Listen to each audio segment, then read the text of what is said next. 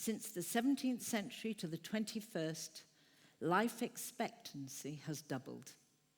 A baby born in 1770 could expect to live, it's an average, to the age of 35. Now, a baby born can expect to live to 80. 1800 to 1900, the world population increased 60%. 1900 to 2000, it increased 400%, from 1.6 billion people to 6 billion people. In the last 17 years, we've seen a further growth. We're now 7.5 billion people, and that's in 17 years. Now, that's rather interesting, I think, to know that we are growing ever older. And when we look at this, the population growth is partly children and partly that we live longer. And if we look in 2 years' time, 65-year-olds will actually outnumber the number of children 5 and under. In just 13 years, in the European Union, 65-year-olds will represent a quarter of the population. So we have very much to think about them. Professor Kirkwood from the UK has, in his research, estimates that every 10 years we are gaining 2 years of life expectancy. It's amusing to think that every day you're gaining 5 extra hours of life. That's startling. Now, anybody here got their birthday today? Yes? Somebody over there? Can't see? Yeah, good. Chronio pola, chronio kala.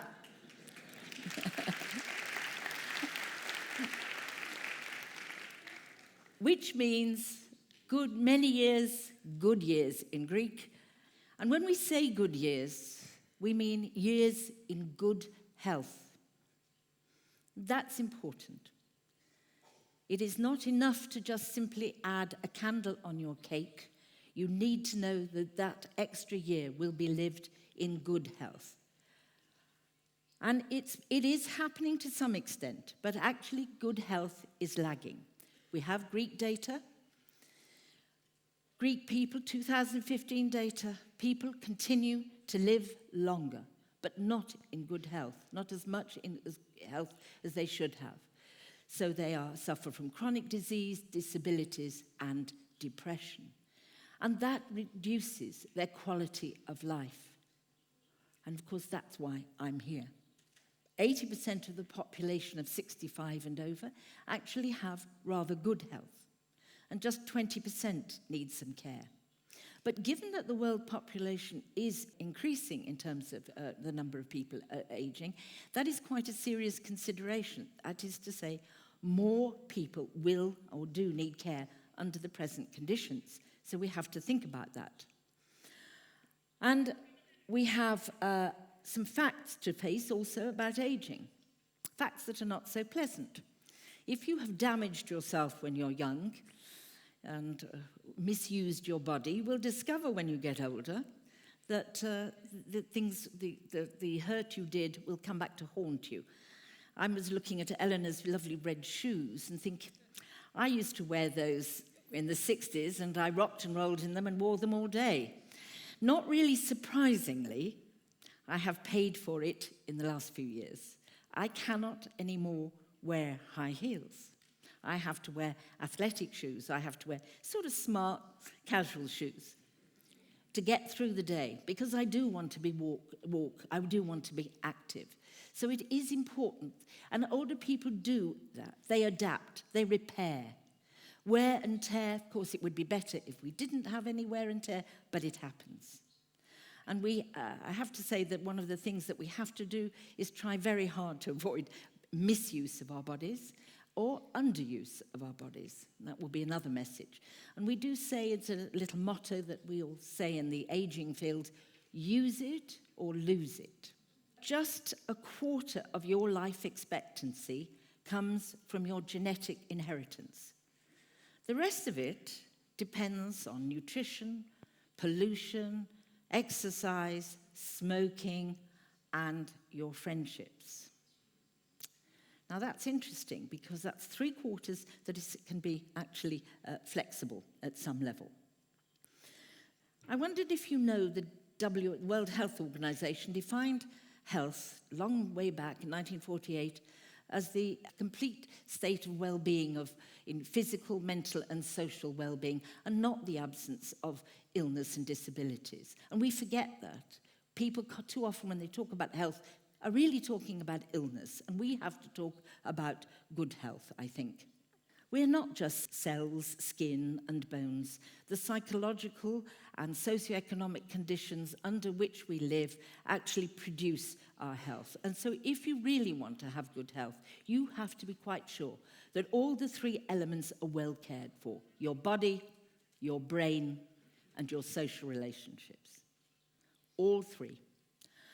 Okay, now I have some nice data for you.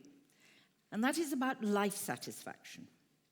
Older people and young people under 25, and older people 50 to 75 in the European Union are those who tend to report the highest satisfaction with life, the biggest sense of well-being, and much more so than those aged 30 to 50, which by the looks of it includes a lot of you. So actually you can look forward to getting older in that sense. Those people under 35 and over 65, they're the orange and the yellow, actually have higher life satisfaction throughout the EU than those the middle age. Now that's good news, isn't it? The problem is, certainly in Greece, we are experiencing rather low well-being. And that is not just the crisis.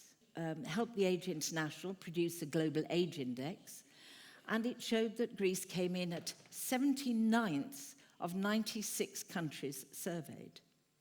We are by far the lowest in Western Europe. But it's not a tale of woe, because aging can be dealt with. Aging can be planned for, and we can improve it. And what do we have to do? Well, we do have to prepare. We have to have positive thinking about it. Okay, what is that kind of preparation? And I think the first thing that comes up is obviously prevention. It is better always to prevent than to actually get sick, like my feet. And you can prevent in many ways, but it's quite difficult because quite often people somehow don't identify the issue of aging as anything to do with them. It's always the generation ahead that somehow, another few years ahead, that are getting older. It's not the case. By the way, that applies just as much to me as it does to you. If you are 25 and over, you should be already thinking about preparing for aging well. It's never, however, too late to start. So let's move on and talk about this subject, which is extraordinarily difficult. Changing mindsets. What do we mean by that? Well, I think all too often we have negative attitudes. And yet positive attitudes have a very good effect. Studies in Yale showed that people, I can't go into details, but they studied older people, and they had discovered that those with a positive attitude to retirement lived longer, and that if they had a positive stereotype of aging well, they actually even recovered from serious illness more quickly. So positive attitudes to aging, a positive mindset, is something terribly important. But if we have a negative mindset, and a lot of people do, they associate older people with not so interesting, not so educated, a bit useless, a bit of a cost. And we have to change that, because that mindset, that negative attitude, actually transfers to older people themselves. How often do you hear, and you do, older people saying to you, "Oh, you can't teach an old dog new tricks. Oh, I'm too old for that." And they have learnt those attitudes. Okay? So it is something that you have to think about. Alzheimer's and dementia, people have worried about them. To some extent, physical exercise, a good diet, and social and mental activity are helpful in beating off those diseases. At the moment, we have no cure, but those do seem to delay it. And I think that's important because people are frightened of those diseases. So taking action now can at least, even if you may get it, you will get it much later. So I think that's worth thinking about. Sociability. The one problem that I think older people often experience, and this is going back to the issue of negative attitudes, is ageism.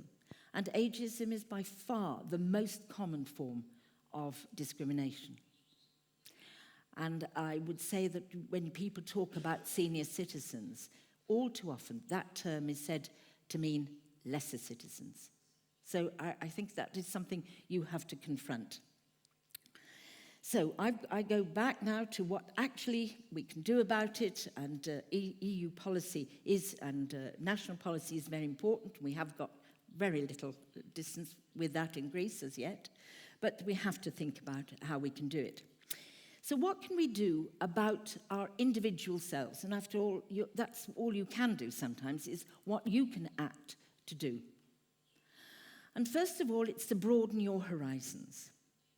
Learning new things, taking up hobbies, traveling. The biggest muscle in your body is your brain. It needs exercise. So seeing and experiencing new things is extraordinarily important. I think the other thing that we forget is that we must do things with others, because this is important to beat off a disease. Sociability, social participation, of course, be with people you love, but also make new friends, get out and be important to somebody, because that's important. Older people too often have lost their social networks or gradually lose their social networks. Disease, unemployment, retirement and death. And that means people's social circles all too often are getting smaller. So it is really important that they get out there and make new friends beyond the family to actually socialize and do something new. And I have some nice news about this, about friendship. Another study in Harvard showed that the people with friends, it was a study over a 75-year period, 75 years, and they followed two groups of men, rich men and poor men. And the ones who survived and had the best well-being were the ones who had friends. And it mattered more than career, possessions, and money. And that, I think, is worth remembering, that you do need your friends, and you need them at all ages. And I suppose that's true, by the way. Even if you're young, you need to get out there and make new friends. And let me just ask a question here. How many of you have got friends over 60? Friends? Any of you? And if you were an older audience, I'd ask the same. Do you have friends that are young? One of the things that tends to reduce ageism the most is actually having intergenerational friendships. You stop judging people as strangers, as an out-group. You begin to understand them. I think that's an important lesson. To go on, exercise and movement, pretty obvious. We all know it does you good. Problem is to actually start. I think one of the things I'd say is choose something you enjoy doing or that you can do regularly. And I had to review some literature on exercise, and what turned out to be one of the best forms of exercise was dancing, because it exercised both the brain and the body. And let me think of another word that often people don't associate with older people, and I think it's important at all ages, and that's fun and creativity. The arts in all their forms, and it doesn't matter what it is, whether it's writing or knitting or photography, it doesn't matter a damn. It is a way of finding a voice, of being somebody to find self-expression, to give yourself satisfaction as a person, as to who you are, in a new way. Express that. And I think that's extraordinarily important. Quality diet, obvious, Mediterranean diet. We know it's good for reducing diabetes and cardiovascular disease, and be actively useful. We need to matter to people. Now, I know some of you will have children, some of you may be married, and use your grandparents who love looking after your grandchildren. But it is not enough. They too have to move outside the family circle and make friends and actually matter to other people than just the family. And because I think, by the way, that it's very easy for older people to be marginalised, not to matter to anybody. And then when we talk about the public sector, because after all, I've just talked about what you as individuals, or what I can do. But if you then begin to talk about the public sector, it is a very important. Perhaps some of you work for the public sector, and it matters that I say these things. Make sure your facilities are accessible and non-excluding. Make sure, preferably, that they're green as well. That is a message to anybody who, if you're excluded, it's a very strong message to the individual and to the society that you don't really matter. And then if we go on to talk about the law against ageism in goods, in the provision of goods and services. We have a law against, in 2006 law, against age discrimination in employment. In this, I mean, it's a joke, obviously, in this situation of mass unemployment of both young and older people who are experiencing age discrimination. And again, I go on to say, well, encourage older people to work. But certainly, we don't know what the labour force is, or the labour market is going to be like in a few years. We have no idea. But the present situation of making people retire early, or encouraging them to retire early, and then sitting in for 40 years in retirement is nuts. Sorry, it means it's crazy. And I think that's important. Whatever systems we developed, we must develop them with older people inside and with us, and with me, and not outside, okay? And I would say we want to also provide people, and this is the public sector again, with new skills and hobbies and opportunities. That's important, because it goes back to what you can do for the individual, but you have to provide some of those facilities to help them. Our NGO, 50 Plus ELAS, actually provides ICT lessons. We teach people tablets, and it works. There's a huge demand for it. And that's so that people actually belong to what is happening. They actually feel part of the modern developments. You can play an enormous role, and what I think you have to do is not be conservative, is actually not only encourage yourself to be active, but encourage your older relatives around you and your older friends to also be proactive. It isn't enough to stay at home. Get out there as if you're older. And now it's obvious that I think of aging as a joy, as something to be looked forward to if you prepare for it. So I want you to do something. When you get home tonight, I want you to write a letter to your future self, to be opened in 10, 20, 30 years' time, and to ask yourself, what did I do to include new things in my life, to protect my health, to make myself an active part of this new society? We do not know what's going to happen over the next decades. And I think that I hope that when you open that letter, whenever that is, you will discover that the wishes we made there, and that you hear on your birthday, for many years in good health, is your reality. It is a joy, and please remember, we only live once. Thank you.